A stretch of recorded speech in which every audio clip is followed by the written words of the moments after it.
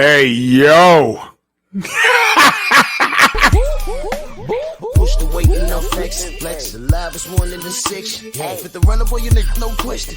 You will run a motherfucker high stepping. Hey, you never had a big enough weapon. Motherfucker never learned your lesson. I'm an 88 pack nigga. I'm an 88 pack nigga. I mean, day walker, drink blood, fangs out, full moon, motherfucker change like a hoe. Nigga. I'm just a nigga from the hood trying to stack a little cheddar for the money. Wait a minute. Okay. All right. Okay. All right. Drew Titan Bronx on deck. Shout out to the mighty LDBC. All right. Let me get it together. All right. So Ismael Barroso absolutely destroys Ohara Davies. First round, y'all. Do y'all remember this? Oh man, I almost called him a young man. That'd be a lie. Y'all remember this fella? Y'all remember what he did with Rolly Romero? And shout out to Tony Weeks on that premature stoppage in the Romero fight and Barroso fight some time ago. Yeah, he was at it again. That's a whole nother video. With Tony Weeks.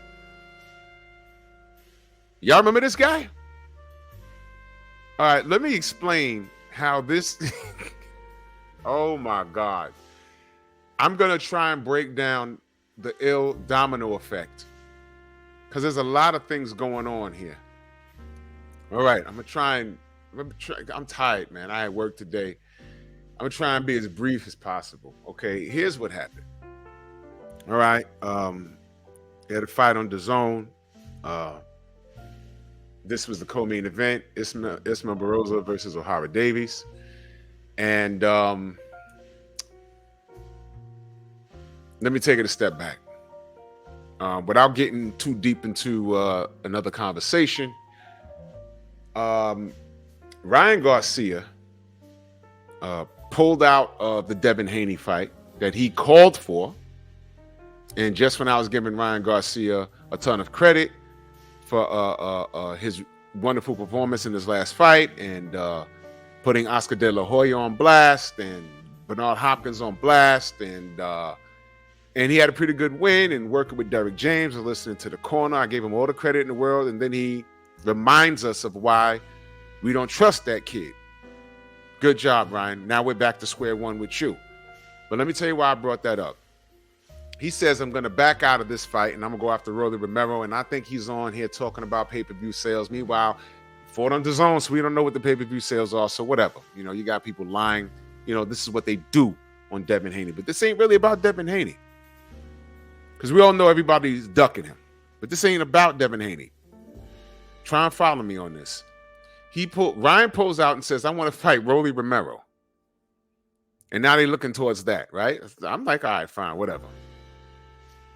Like I said, this is a whole nother conversation because Floyd is now hanging around Ryan, and it's a no-brainer. Floyd got Ryan to stay away from Devin for other reasons, but now he's calling out Rolly. So I said, all right, well, whatever. That's the direction they're going. But Oscar tweets earlier. He says, "Hey," I'm thinking of Oscar's voice. Hey, Golden Boy's newest soon-to-be star, Ohara Davies. He wins tonight. He gets Rollies for the world title. Because y'all know Rolly has a title, right? At 140, he has a title. So I'm like, oh, okay. Well, there goes that idea of Ryan Garcia fighting Rolly Romero because Oscar has Ohara Davies in the ring with Rolly Romero. Because, you know, everyone thought that Ohara Davies is going to win. But who's he fighting? He's fighting a guy that we felt got robbed against Rolly Romero due to a premature stoppage of Tony Weeks, who had another Fugazi stoppage this evening. So I'm watching the replay of this fight, and in the first round, Ohara Davies eats the slowest counterpunch, falls on his behind, gets up, gets knocked down again.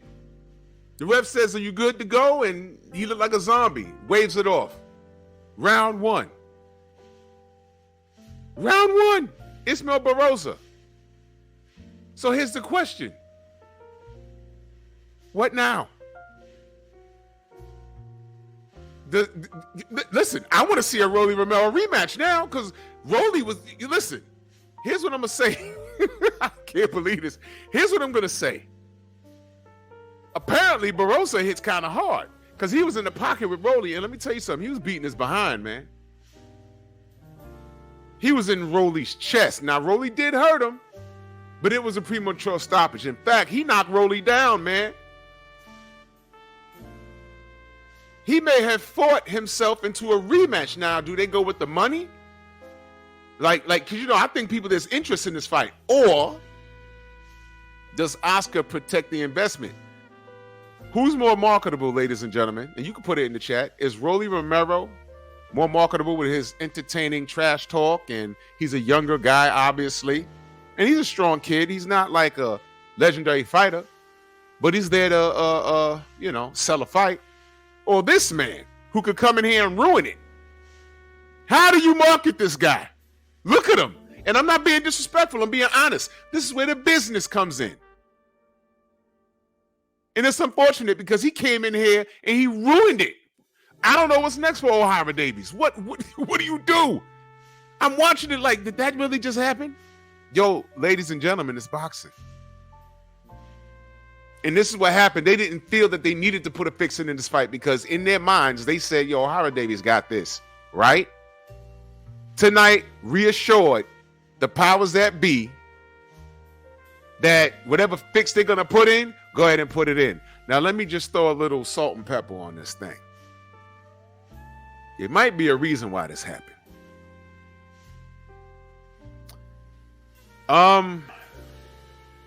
Somebody sent me a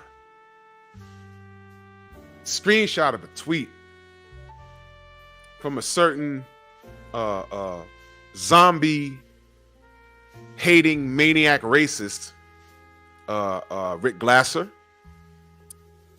He says, know this, Ryan Garcia made an unpopular but intelligent and prudent decision to forego a fight with Devin Haney and face Rolly Romero. This was a no-brainer. Now listen to what this clown says. Gives Ryan a much better chance to beat Rolly than Haney. Rolly has a very good following, talks real-ish, and will fight for less than Haney would. Plus, Rolly has the WBA belt. In truth, Haney only 50,000 pay-per-view buys played a part in moving toward Rolly. If Ohara Davies wins tonight, he'll be getting in on the action as the Brit would be the mandatory. Well, there goes that. So here's what I'm saying, Ohara Davies. This dude, Rick Glasser, jinxed you. Hey, Rolly, he's talking about you, and he's lying on Devin. He's lying on Devin again, and he's talking you up. Hey, Ryan Garcia, this is not new, you lying to the public. This isn't new. We're still waiting on that Pacquiao fight. How many times you gonna duck people, man? What is this, second or third time you duck Devin? This is typical. And now you got Rick Glasser bigging you up. What does he say? He said Rolly has a very good following and talks real-ish. And what does he say? He said this was a no-brainer, gives Ryan a much better chance to beat Rolly than Haney. He's saying that Haney wouldn't take less money in this tweet? What are you talking about? Haney has taken less money to get to where he is. Look at his accolades. Between 135 and 140, Devin Haney has the best record. So this is how you know this guy's a hater. But what I'm telling you is that this guy there's a curse going on here. And I'm going to tell you something else. I'm looking at this picture. That guy sitting right behind in there, in like the second or third or fourth row right there. Is that an HBO hat? That's an HBO hat, isn't it? Oh my gosh. Oh my God. Oh my God. He says, oh my gosh, this is crazy. This is crazy. Crazy. Ismael Barroso is another example that if you stay the course and just be true to you, things like this can happen. And I'm going to tell you something. Ismael Barroso deserves this moment because I believe he was robbed of his last one. And now the right thing to do would be to put him in a ring with Rolly Romero and get that rematch. But I don't know if Oscar would be willing to risk Rolly Romero losing the WBA strap to this man who can beat him. You understand? This is crazy. He says it will give he'd be willing to fight for way less than Haney would. Look, man, y'all not gonna like this, and I'll be talking about it periodically. You know, Haney's the face of boxing, and I don't care what y'all say. I don't care what y'all say. All of this revolves around Devin Haney. These tweets, these Shakur fans, these Tank fans, man, you guys, all of this is everything's revolving around Devin Haney. They got Devin Haney in the ring with, and I'm not kidding, with David Benavidez and Boots and Bud and Errol. This idiot writer even said Subaru Matias. Still waiting on that phone call, by the way. It's been 3 weeks now. But I don't see anyone making videos calling that team a bunch of liars like y'all lie on Bill. But this is Ismael Barroso's moment. I'm happy for him. I mean, hey. Ain't no one jumping in to fight Devin. Hey, man, if Devin want to stay busy, give this brother a stay busy fight and a payday. He deserves it. I bet you he'll get in the ring and give it all he got.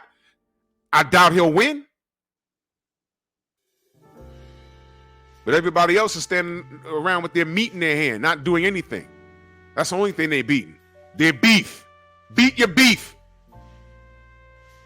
Instead of doing something. Salute to Ismael. He got in here and done. He did something. Yo, if y'all didn't see the knockout, oh my God. I was like, what's going on here? He's not getting up. Oh my gosh. And then when he gets up, he's like a zombie. I said, all right, man. Note to self, you brothers need to start getting haircuts before that bell ring, man. What are you doing? Grow your hair out and get on mean in your camp. But once you know, on fight day or fight night, whatever, the night before, get a lineup, man. What's wrong with y'all? Unbelievable, but believable. This is boxing, y'all. Salute to Ismael Barroso. You deserve this moment, fella. Salute to you. I'm proud of you.